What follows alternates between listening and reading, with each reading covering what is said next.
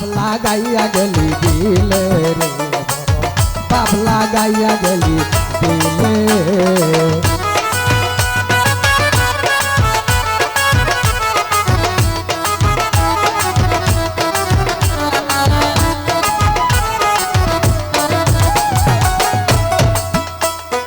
একদিন আমার বড় পীরে খাদে এতে নয়া আবার ফল বাগানে যাওয়ার পরে নামাজের উঠা হইল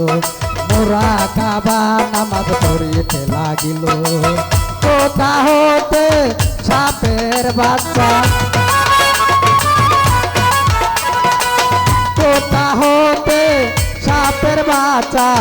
হাঁটিতে লাগিল রে বাবা পাবলা গাইয়া গেলি দিলে রে বাবা পাবলা গাইয়া গেলি দিলে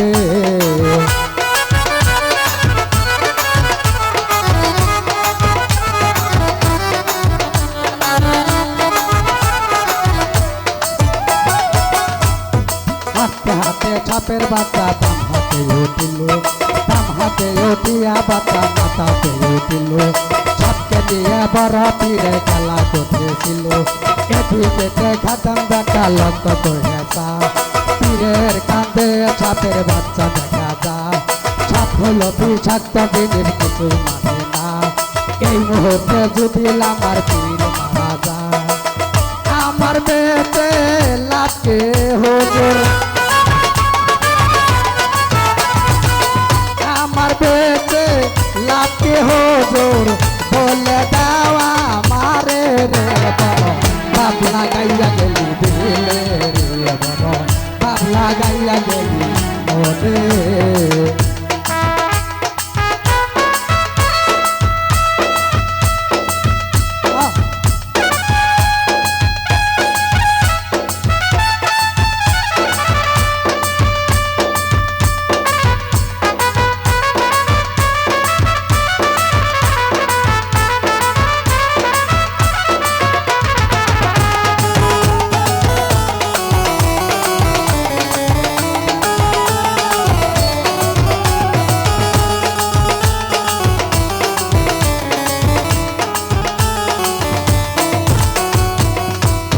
ছোট্ট একটা লাঠি নিয়ে পীরের পিছনে আবার রইল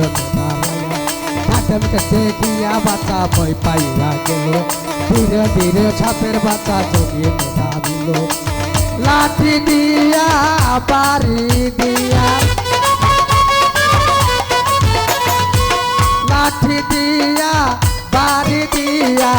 ছাপকে মারিল রে বড় পাবলা গাইয়া গেলি দিলে রে বড় পাবলা গাইয়া গেলি দিলে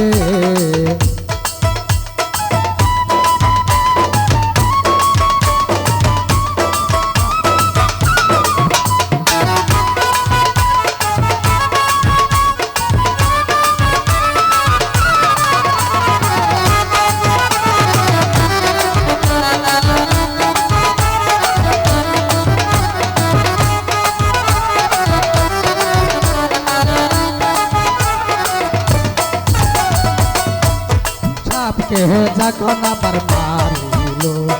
উত্তর পশ্চিম দিক থেকে জোর হাওয়ায় আসে জোর হাওয়ায় আসতে আসতে কত কিছু আইল পূবের দিক থেকে একটি রাজা পূবের দিক থেকে একটি রাজা দৌড়াইয়া ছিল রে বড় পাবলা গাইয়া গেলি দিলে রে পাবলা গাইয়া গেলি দিলে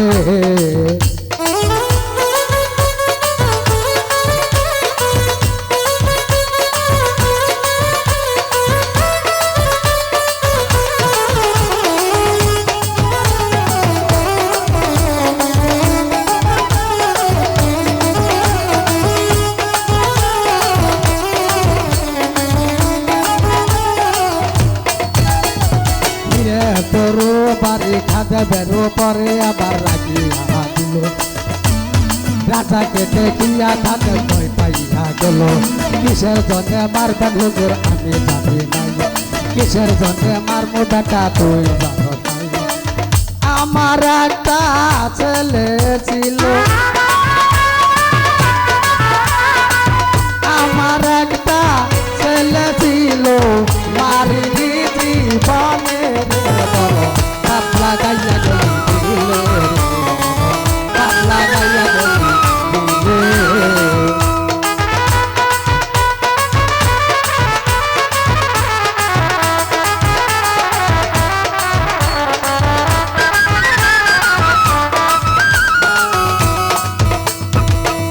করে লগো হুজুর ক্ষমা চাই আমি জীবনে তো কোনোদিন আমি মানুষ করি না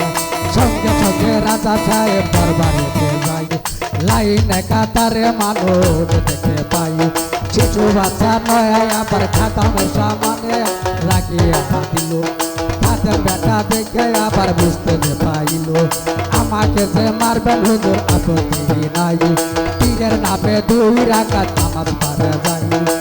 পীরের কথা সই না রাজা পীরের কথা সই না রাজা পায়েতে মরিল রে বাপ লাগাইয়া গেলি দিলে রে বাপ লাগাইয়া গেলি দিলে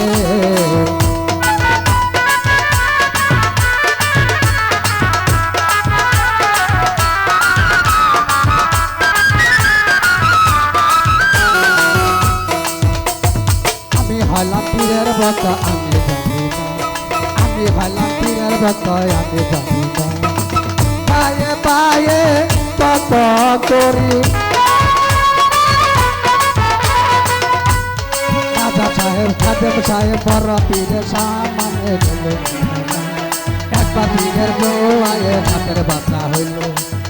আবার পীরের বউ আয়ে বাচ্চা মাঝি না পাইল রে পাবলা গাইয়া গেলি পাবলা গাইয়া গেলি পাবলা গাইয়া গেলি